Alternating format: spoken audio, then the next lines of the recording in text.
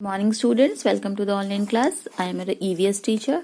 So today's topic of chapter when emergency comes is flood. So we have already discussed about volcanoes and earthquakes. हमने earthquake और volcanoes के बारे में पढ़ लिया है. आज हम flood यानी बाढ़ के बारे में समझेंगे. Some part of India receives very heavy rainfall during the monsoon. Heavy rain causes rivers to swell up and overflow into the neighboring areas, causes floods. They pose great danger to life and property of people living in the coastal area. देखिए, अब India में बहुत सारे ऐसे areas है जहाँ पे heavy rainfall होते हैं मानसून के टाइम पे.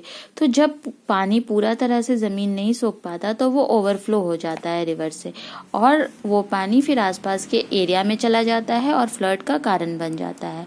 इस टाइम पे लोगों को बहुत डेंजर का सामना करना पड़ता है. उनका लाइफ और प्रॉपर्टी दोनों बर्बाद होने का चांसेस होता है कोस्टल एरियाज में. तो अब कुछ इफेक्ट्स हैं फ्लड के, वो क्या है हम उसको देखते हैं. Strong cyclonic wind cause destruction on the land by damaging building and houses, uprooting trees and other structures. जब बहुत ज्यादा स्ट्रॉन्ग साइक्लोनिक विंड चलता है तो ये डिस्ट्रक्शन करता है लैंड को और डैमेज करता है बिल्डिंग्स और हाउसेज को, और ट्रीज को जड़ों से उखाड़ उखाड़ के ये बहा ले जाता है. Field get immersed in water and crops are destroyed. पूरा जो खेती बाड़ी होता है वो पानी में डूब जाता है और क्रॉप्स डिस्ट्रॉय हो जाते हैं. Electric lines, communication network and water supply get affected. साथ ही साथ ये सारी चीजें भी अफेक्ट हो जाती हैं.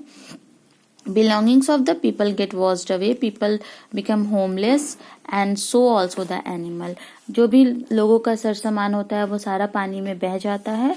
लोग घर से अपने बेघर हो जाते हैं और एनिमल्स भी डूब जाते हैं. और there is a shortage of drinking water and food and this affect all living being. इस तरह से क्या होता है, पानी का भी शॉर्टेज हो जाता है और फूड का भी, और लोगों को लाइफ बिताने में दिक्कत होती है. वाटर लॉगिंग हो जाता है, हर जगह पानी जम जाता है जिससे अनहाइजेनिक कंडीशंस क्रिएट हो जाते हैं, जर्म्स स्प्रेड होने लगते हैं, और इस तरह से फिर बहुत सारे महामारी का आउटब्रेक हो जाता है, जैसे जॉन्डिस, मलेरिया, कॉलेरा. तो ये था फ्लड. दूसरा है साइक्लोन्स, यानी ये भी पानी से ही रिलेटेड है, तूफान और बारिश. ये बेसिकली ज्यादा करके कोस्टल एरियाज में आपको मिलेगा.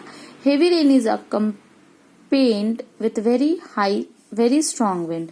This is called cyclone. Cyclone जब बहुत बारिश और बहुत स्ट्रॉन्ग विंड एक साथ होते हैं तो हम उसको साइक्लोन कहते हैं.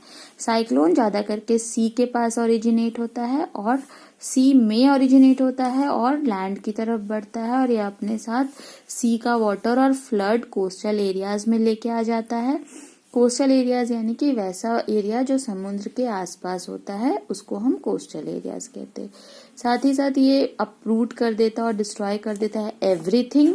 रोड और रेल मूवमेंट बंद हो जाते हैं, एयर सर्विसेज डिस्टर्ब हो जाते हैं, और हाउसेज कोलैप्स हो जाते हैं, बिल्डिंग्स वगैरह गिरने लगते हैं, पीपल होमलेस हो जाते हैं, ब्रिज, डैम्स और इनबैंकमेंट्स भी सफर करते हैं, इनको भी डैमेज हो जाता है. तो उत्तर प्रदेश, उड़ीसा, वेस्ट बंगाल, बिहार और असम, ये सारा साइक्लोन प्रोन फ्लड एरियाज है. ठीक है, तो हम क्या प्रिवेंटिव मेजर्स ले सकते हैं.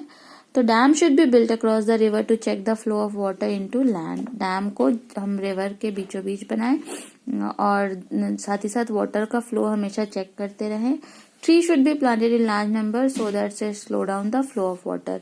जितना ज्यादा से ज्यादा हो सके हम ट्रीज को प्लांट करें, इससे क्या होता है, वाटर का फ्लो स्लो डाउन हो सकता है. ड्रेनेज सिस्टम सही होना चाहिए ताकि वाटर लॉगिंग ना हो और हम फ्लड से बच सके.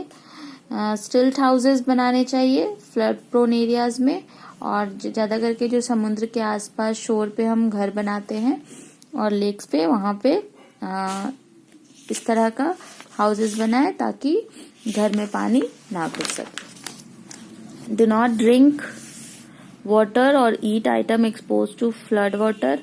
जो फ्लड वाटर में से चीजें खराब हो गई उसको खाना पीना नहीं चाहिए. गैस सिलेंडर को ऑफ कर देना चाहिए.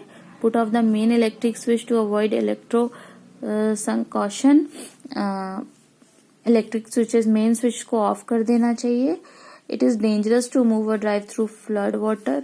और फ्लड वाटर में निकलना, घूमना या ड्राइव करना बहुत डेंजरस हो सकता है, क्योंकि कहाँ पानी कितना गहरा है आप नहीं जानते हैं. Wear gloves and boot to avoid skin contact with flood water.